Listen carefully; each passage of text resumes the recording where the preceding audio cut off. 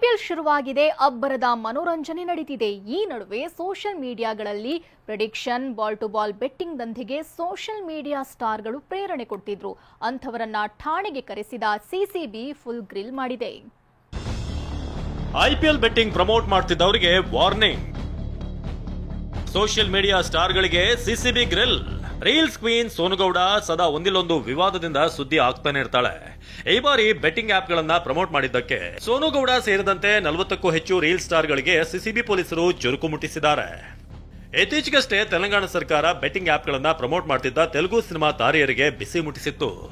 ಇದರ ಬೆನ್ನಲ್ಲೇ ರಾಜ್ಯದಲ್ಲಿ ಅಲರ್ಟ್ ಆದಂತ ಸಿಸಿಬಿ ಪೊಲೀಸರು ಸೋಷಿಯಲ್ ಮೀಡಿಯಾಗಳ ಮೇಲೆ ಕಣ್ಣಿಟ್ಟಿದ್ರು. ಸೋಷಿಯಲ್ ಮೀಡಿಯಾದಲ್ಲಿ ಒಂದಿಷ್ಟು ಫಾಲೋವರ್ಸ್ ಗಳಿಸಿರುವಂತಹ ಸ್ವಯಂ ಘೋಷಿತ ಇನ್ಫ್ಲುಯೆನ್ಸರ್ಗಳು ಐಪಿಎಲ್ ಬೆಟ್ಟಿಂಗ್ ಪ್ರಮೋಷನ್ ಮಾಡ್ತಿದ್ರು. ಅಂತಹ 40ಕ್ಕೂ ಹೆಚ್ಚು ಸೋಷಿಯಲ್ ಮೀಡಿಯಾ ಸ್ಟಾರ್ಗಳಿಗೆ ಬುಲಾವ್ ನೀಡಿದ್ದ ಸಿಸಿಬಿ ಪೊಲೀಸರು ವಿಚಾರಣೆ ನಡೆಸಿ ವಾರ್ನಿಂಗ್ ಕೊಟ್ಟು ಕಳಿಸಿದ್ದಾರೆ. ಐಪಿಎಲ್ ಸ್ಟೋರಿ ಹಾಕಿರೋದಕ್ಕೆ ಅದು ಬಂದು 4 ಅವರ್ಸ್ ಮುಂಚೆ ಮ್ಯಾಚ್ ಗೆಲ್ಲುತ್ತಾ ಸೋಲುತ್ತಾ ಅದು ಇನ್ಫಾರ್ಮೇಷನ್ ಕೊಡೋಂಥದ್ದು. ಅದನ್ನು ನಾವು ಹಾಕಿರೋದೋಸ್ಕರ ಅದು ಫ್ರಾಡ್ ಅಂತ ನಮ್ಗೆ ಗೊತ್ತಿರಲಿಲ್ಲ. ಅದು ನಮ್ಗೆ ಗೊತ್ತಾಗಿದ ತಕ್ಷಣ ನಾವು ನಿಲ್ಲಿಸಿದ್ದೀವಿ ಕೂಡ ಸ್ಟೋರಿ ಹಾಕೋದು ಕೂಡ. ಯಾರ್ಯಾರು ಮಾಡಿದ್ದಾರೆ ಐಪಿಎಲ್ ಸ್ಟೋರಿ ಎಲ್ಲರನ್ನೂ ಕರೆದಿದ್ದಾರೆ. ಪ್ರಮುಖವಾಗಿ ಸೋನುಗೌಡ, ವರುಣ್ ಆರಾಧ್ಯ, ಶಿಲ್ಪಾ ಗೌಡ, ದೀಪಕ್ ಗೌಡ, ಅಲ್ಲು ರಘು, ದರ್ಶನ್ ದಚ್ಚು ಸೇರಿ ಹಲವರಿಗೆ ಸೈಬರ್ ಕ್ರೈಮ್ ಪೊಲೀಸರಿಂದ ವಾರ್ನಿಂಗ್ ಸಿಕ್ಕಿದೆ.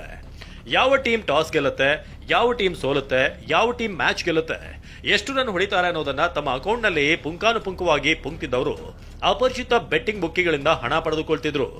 ಅದನ್ನೇ ಸತ್ಯ ಅಂತ ನಂಬಿ ಜನ ಬೆಟ್ಟಿಂಗ್ ಮಾಡಿ ಹಣ ಕಳೆದುಕೊಂಡಿದ್ರು. ಹೀಗಾಗಿ ಸಿಸಿಬಿ ವಾರ್ನಿಂಗ್ ಮಾಡಿದೆ. ದೀಪಕ್ ಅವರೇ ಎಲ್ಲ ಥರ ಬೆಟ್ಟಿಂಗ್ ಆಗ್ತಾರೆ, ಅದು ಆ ಥರ ಅಲ್ಲ. ಇದು ಓನ್ಲಿ ಫೋಟೋ. ಸಾಯಂಕಾಲ ಯಾವುದಾದ್ರು ಟೀಮ್ ಆಡ್ತಾರೆ, ಏನಾಡ್ತಾರೆ ಅದನ್ನ ಮಾತ್ರ ಹಾಕೋದು, ಇದು ಹಾಕೋದು ಅಂತ ಹೇಳಿದ್ರು. ಇಲ್ಲ ಸರ್, ಇದು ಏನೋ ಪ್ರಮಾಣ ಬೇಡ ಅಂತಂದೆ. ಇಲ್ಲ ಏನೂ ಆಗಲ್ಲ, ಪ್ರಮಾಣ ಹಾಕಿ ಅಂತ ಹೇಳಿದ್ರು. ಆಮೇಲೆ ಆಯಿತು ಅಮೌಂಟು ಕೊಡ್ತೀನಿ ಹಾಕಿ ಅಂತಂದ್ರು. ಇಲ್ಲ ಸರ್ ಅಮೌಂಟ್ ಹಾಕಿ ಬೇಡ, ಇದೇನು ಪ್ರಾಬ್ಲಮ್ ಇಲ್ಲ ಅಂತ ಹಾಕ್ತೀನಿ ಅಂದೆ.